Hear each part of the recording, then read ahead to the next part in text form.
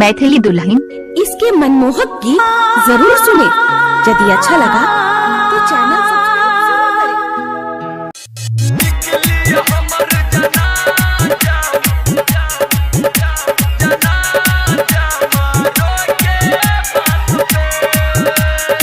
माँ Gayatri recording studio.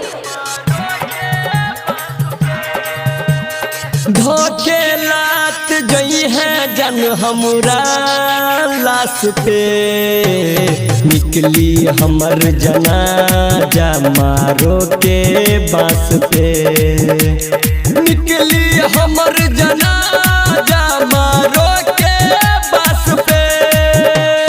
धोखे लात गई है जन हमरा लाश पे, निकली हमर जनाजा मारो के बास पे, निकली हमर जनाजा मारो के बास पे।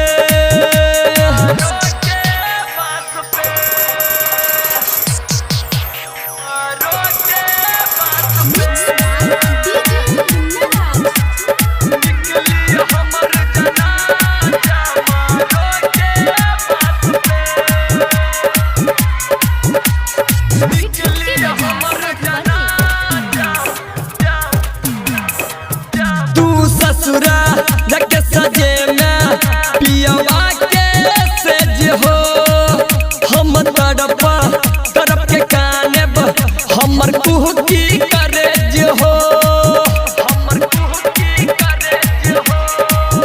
तू ससुरा जग सजे में पियवा के सेज हो, हम तड़प तड़प के कानेब हमर कुहकी करेज हो। हम जियब केकरा सहारे बोला, केकरा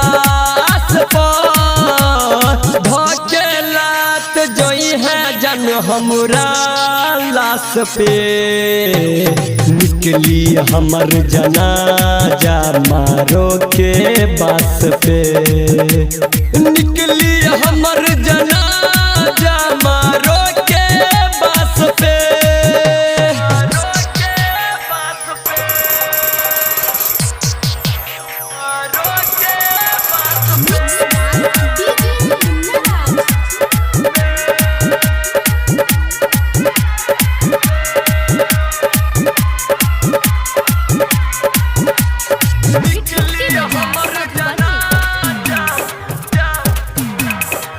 लल जोरा सज तोहर लल लाले सेज हो, जैसे पहिले करी तू हमरा से भेंट हो, लल जोरा सज तोहर लल लाले सेज हो, जैसे पहिले करी तू हमरा से भेंट हो।